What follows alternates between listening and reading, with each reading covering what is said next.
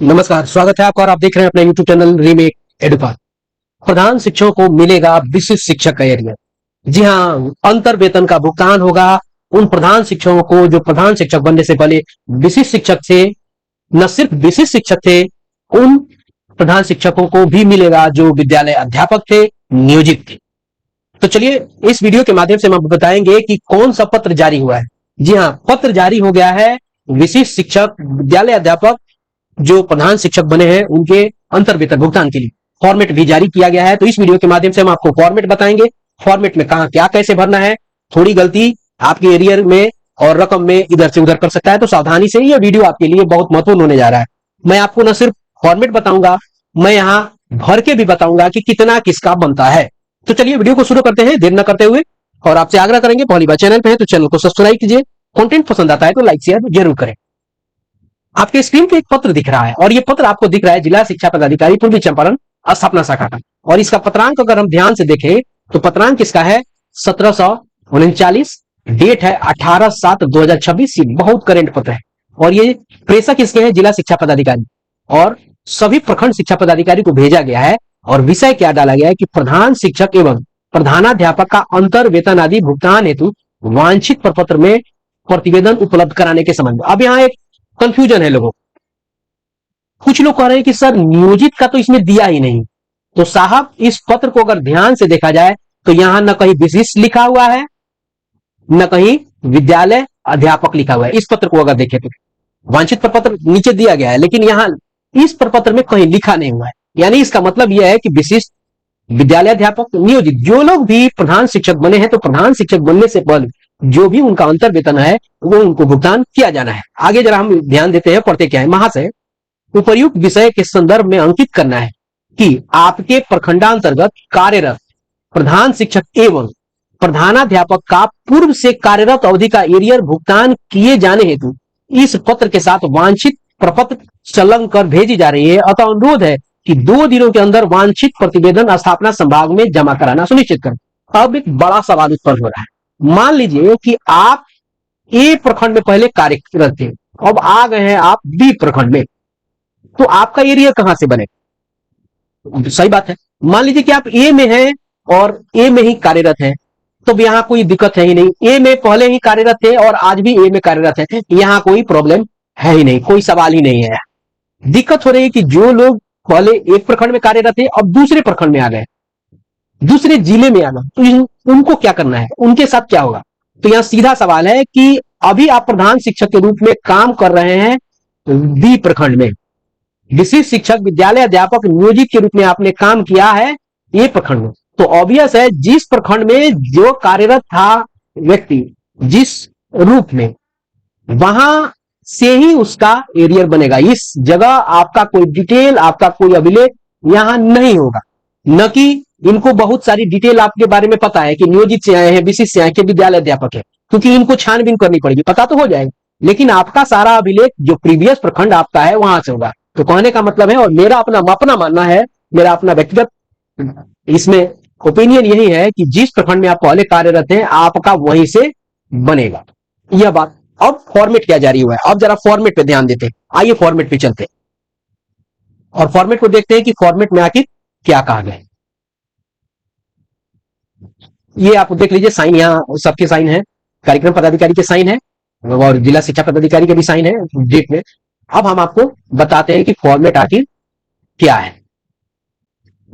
ये है फॉर्मेट, इसको देख लीजिए। अब मैं आपको बताता हूं इस फॉर्मेट में क्या क्या चीज मांगा गया और ये फॉर्मेट आखिर है क्या। ये फॉर्मेट है विद्यालय अध्यापक से प्रधान शिक्षक और प्रधानाध्यापक बनने से। किसके? विद्यालय अध्यापक, विशिष्टता अलग है। इसमें पहले है शिक्षक का नाम, प्राण संख्या, योगदान तिथि, किस दिन आपने योगदान किया था। अब ये 3 सेक्शन में इसको बांटा गया है, 3 सेक्शन में। एक है कि पूर्व के विद्यालय का विवरण आपको यहां देना है, कौन से विद्यालय में थे, किस प्रखंड में थे।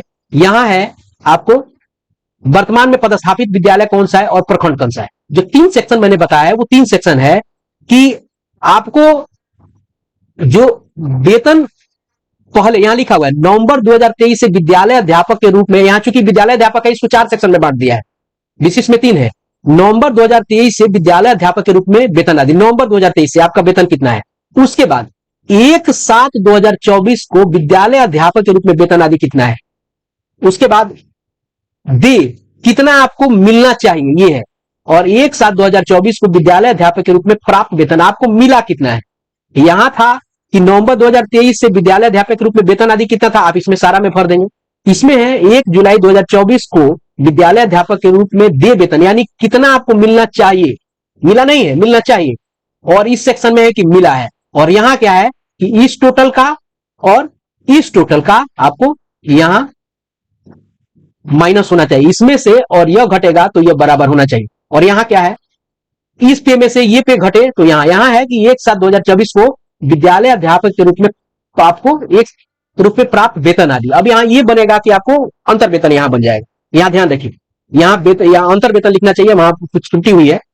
अब इस पे का इस पे से घटाने के बाद जितना बनेगा वहां, इस डीए से इस डीए को घटाने के बाद जो यहां होगा तो वो लिखाएगा, इस एचआरए से इस एचआरए में घटाने के बाद जो होगा, और इन तीनों का जोड़ इतना होगा, और ये जोड़ जो है इस जोड़ और इस जोड़ में के आपस में घटाने के बराबर होगा। उसके बाद आपको डालना है एनपीएस कटौती। ठीक है, ये तो हो गया विद्यालय अध्यापक का। अब विशिष्ट शिक्षक का क्या है, मैं विशिष्ट शिक्षक का आपको बता देता हूं। विशिष्ट शिक्षक का ये भी वही है, विद्यालय अध्यापक का ही, इसमें चूंकि लंबा चौड़ा है बहुत ज्यादा, तो यहां आपको देखिए ध्यान रखिएगा, इसमें जुलाई 2025 तक, क्योंकि सब लोगों ने लगभग जुलाई में ही ज्वाइन किया है, और वो भी 21/7 को।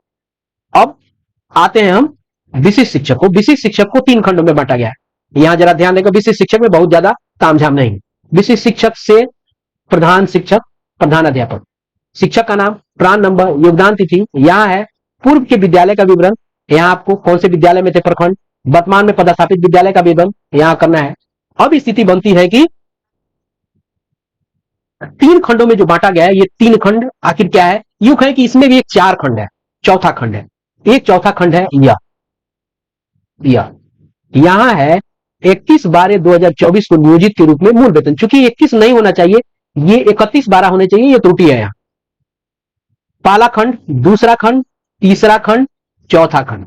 पहले खंड में है कि आपको दिसंबर 2024 में वेतन जो मिल रहा था नियोजित के रूप में, वो कितना था, क्योंकि 31/12 के बाद आपको 3% इंक्रीमेंट मिलता, और उस 3% इंक्रीमेंट के बाद जितना वेतन बनता है उस पर विशिष्ट का फिक्सेशन होता है, तो वही यहां कहा गया है।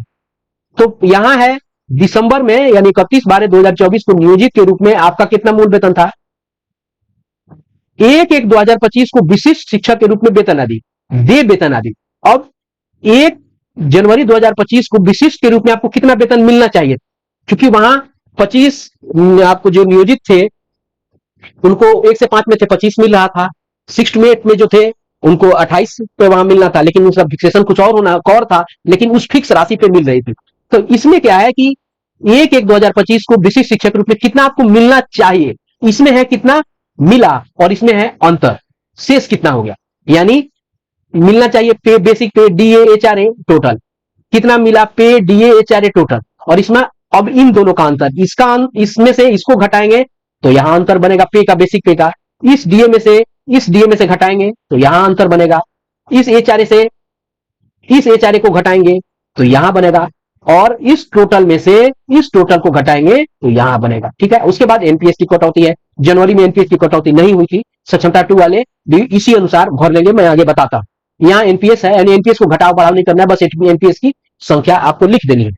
चलिए, मैंने कितना है, उसके बाद यहाँ प्रधानाध्यापक का हस्ताक्षर है, और प्रखंड शिक्षा पदाधिकारी का यहां आपको हस्ताक्षर, यहां प्रधानाध्यापक हस्ताक्षर है, मुहर है, और प्रखंड शिक्षा पदाधिकारी का हस्ताक्षर और मुहर है। अब चलिए आगे बढ़ते, अब ये हमने देख लिया, अब चलते हैं भरे हुए चीजों को। अब ये मैं आपको बता रहा हूं 2003 से लेके 2005 वाले जो शिक्षक हैं, मैं 1 to 5 का यहां बता रहा हूं, यहां सामने है, और ये 5% पे है एचआरई।